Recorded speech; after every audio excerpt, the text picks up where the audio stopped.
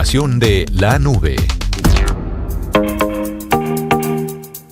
Le quiero presentar a un invitado el día de hoy, se llama Eric Saumet, él es analista e investigador colombiano en temas de defensa, seguridad, convivencia y orden público. Y es que Colombia lanza su primer dron de ataque.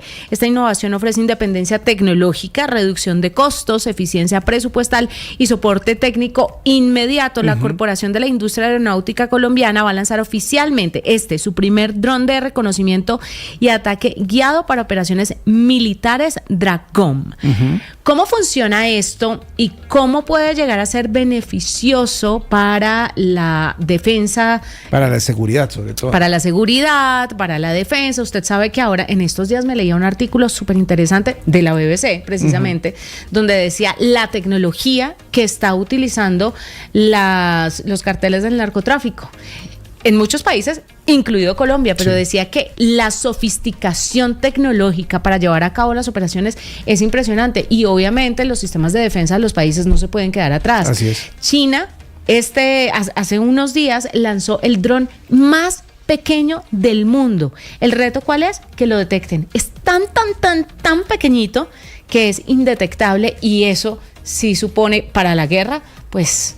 No sé si una ventaja, un problema. Nada que sea para la guerra en realidad es ventaja. No, más para la defensa, hay que pensarlo más como por ese lado, porque sí hay que estar preparados ante los ataques de todas las personas, como incluyendo esas bandas criminales que tan tecnológicamente se han adelantado en esos términos. Vamos a hablar un poquito de eso más adelante, pero por ahora vamos a hablar sobre este dron que lanza Colombia. Eric, bienvenido a la nube, buenas noches.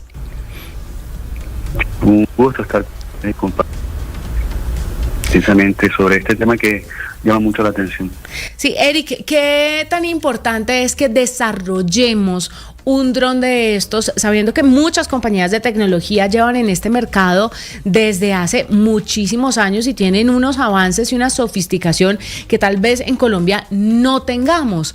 ¿Por qué es tan importante que lo desarrollemos y tendría la misma efectividad para la defensa, como dice W, este dron colombiano a un dron de una marca que hace mucho tiempo esté trabajando en esto? Lo primero que hay que decir es que Colombia lleva muchos años desarrollando este tipo de tecnologías, es decir, de aeronaves remotamente tripuladas. Nuestro primer demostrador tecnológico fue el Iris, fabricado precisamente por la CIA. Ese dron o ese UAV, porque por sus prestaciones la denominación cambia, tendría la capacidad en su momento de realizar misiones de inteligencia, vigilancia, reconocimiento, incluso de entrega de armamento, tanto de bombas como de misiles. Sin embargo, el proyecto en su momento fue abandonado, compramos los UAV Hermes israelíes y la CIA comenzó a desarrollar otra serie de drones, entre ellos el Coelum, que tiene dos versiones, una de ellas VTOL, es decir, de aterrizaje y despegue vertical, el Quimbaya, con prestaciones mayores, y ahora desarrolla el Dragón, que es un dron de ataque. Yo lo vería más como un demostrador de tecnología, porque según lo que hemos podido observar en los videos, las funciones que cumple son básicas. Básicamente tiene un drop kit donde usted coloca una granada y la lanza. Ese sistema de lanzamiento y las capacidades que se han venido creando en teatros de operaciones como Ucrania, entre otros, han venido evolucionando, ¿no? Los drones de ataque más efectivos ahora son los FPV. Incluso aquí en América Latina se desarrollan otros tipos de drones que tienen capacidades para poder atacar blancos de mayor tamaño, por ejemplo, infraestructura o vehículos blindados o MBT. Pero lo importante de esto es que ya la CIA comienza a desarrollar esta nueva línea, porque hay varias líneas dentro de los drones UAV, que va a ser muy efectiva, entre otras cosas porque en nuestro país tomó la ventaja las organizaciones criminales internacionales. Recuerdan que ellos hace aproximadamente 2 años comenzaron precisamente a ensamblar drones con funciones de ataque. Sí, es cierto, Eric. O para misiones de ataque. Que hay una diferencia, obviamente, no solo en el objetivo, pero también hay una diferencia en el diseño. Es decir, el principio básico de un dron o de este tipo de aeronaves no tripuladas es primero que se puedan que se puedan dirigir a distancia, que se pueda tener un control de ellos a distancia, y el segundo, la capacidad, que en este caso, o en el caso de los drones comunes, digámoslo así, ha sido más de observación, es decir, llevan cámaras para poder realizar tomas o realizar fotografía aérea sin necesidad de recurrir a vehículos mucho más grandes. En este caso, no solo la diferencia en el tema del objetivo del dron, sino en el diseño, es muy diferente a los drones que conocemos tradicionalmente. No, mire, nosotros, bueno, a nivel mundial se desarrollaban dos tipos de aeronaves remotamente tripulados, los UAV, grandes aeronaves diseñadas para misiones de vigilancia, inteligencia y reconocimiento. Que son como aviones sin piloto, básicamente.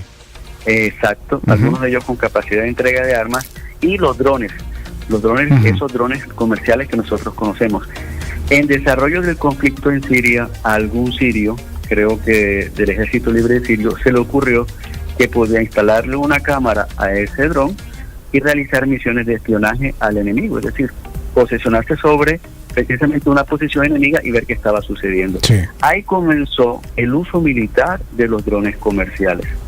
Eso fue durante la guerra en Siria.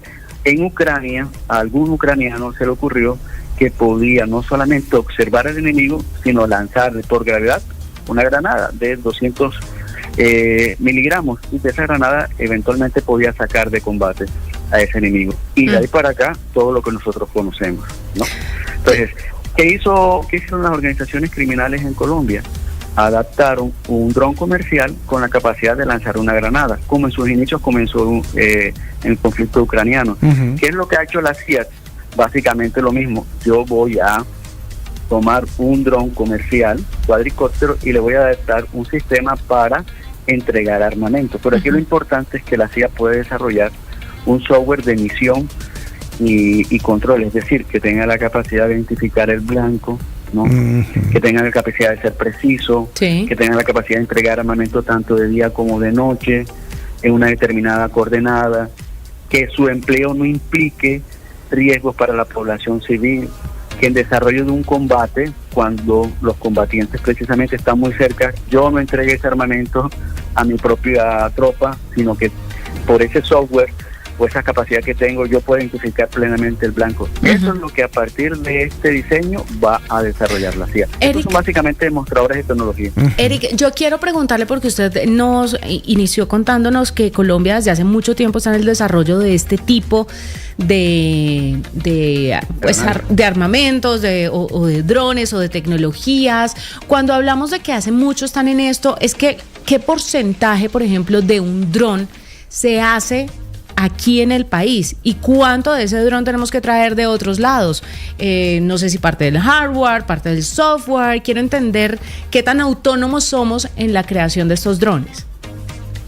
Básicamente el diseño. Nosotros creamos el diseño, bueno, nosotros como país, de acuerdo a las experiencias operacionales de la fuerza pública. Es decir, la CIA y las empresas del GECET, no solamente la CIA, Indumil, Codactec, Cotermar, desarrollan sus productos con base en la experiencia operacional de la fuerza pública. Yo necesito esta arma así porque mi experiencia en el combate me dicta o me indica que si está diseñada de esta manera, la puedo emplear de mejor forma. Pero básicamente, los otros componentes de estos sistemas, usted los puede conseguir en el mercado internacional, producidos principalmente en China, y ahora hay una producción interesante en Europa por el tema de los bloqueos internacionales que hay en razón al conflicto en Ucrania. Pero aquí lo importante no es dónde consiga usted las piezas o si usted las puede fabricar, sino es el diseño y la capacidad de ese diseño de suplir una necesidad operacional de la fuerza pública. Por eso en su momento nosotros comenzamos diseñando el IRES, que era un demostrador tecnológico, pero desafortunadamente el proyecto no fue apoyado lo suficiente y terminamos comprando drones a un tercer país. Si nosotros hubiéramos insistido en ese proyecto, estaríamos desarrollando ahora una capacidad propia. De hecho, la volvimos a retomar con el proyecto CIRTAP o Atlante 2, que es un codesarrollo que tenemos en este momento con Airbus España. Se está creando un nuevo dron y, por ejemplo, dos partes de ese dron se fabrican en Colombia, el empanaje y el tren de aterrizaje. Entonces, Colombia no es ajena a este tipo de tecnología, no solamente porque la ha incorporado, sino porque la está desarrollando. Pero ¿qué falta? Que es la pregunta que yo me imagino que ustedes van a hacer. Es algo paradójico, porque es el Estado colombiano el que viene impulsando esta tecnología, pero es el Estado colombiano el que no la apoya. ¿Por qué? Porque no lo compra. Nosotros tenemos ya con el Dragón 1, 2, 3, 4, creo que 4 prototipos diferentes de drones. Entonces, aquí el mensaje para el gobierno nacional, no solamente este, sino el anterior al anterior, el próximo y el próximo al próximo, es compren esos productos que está diseñando o desarrollando la industria nacional, cómprenlo e incorpórenlo a la fuerza pública, porque eso hace todo el bendito mundo. Son herramientas. O sea, seguir el ejemplo. Es increíble que lo produzcamos. Claro. Nosotros estamos desarrollando este tipo de tecnologías, y usted ve procesos que adelanta el Ejército, la Fuerza Aérea, la Armada, o la Policía, el Ejército, la Fuerza Aérea, comprando sistemas en el exterior. No es como contradictorio. Es incongruente, pero pues nos extraña, no nos extraña. Eric Saumet, analista e investigador colombiano en temas de defensa, seguridad, convivencia y orden público, gracias por estar con nosotros, por contarnos un poco sobre esto. Impresionante, ¿no? Lo producimos, pero no lo compramos. No lo usamos. Y el asunto también es ese, la seguridad, la defensa de la nación también tiene un componente tecnológico tremendamente importante. No solo son los aviones que supimos que van a comprar para reforzar o para renovar la Fuerza Aérea, sino también este tipo de desarrollos son importantísimos, porque obviamente está en juego el hecho de que los grupos criminales se están adelantando y hay que ver cómo se defiende también la nación de ese tipo de ataques. Pues hacemos una pausa, ya regresamos. Usted está escuchando La Nube. Esta es La Nube de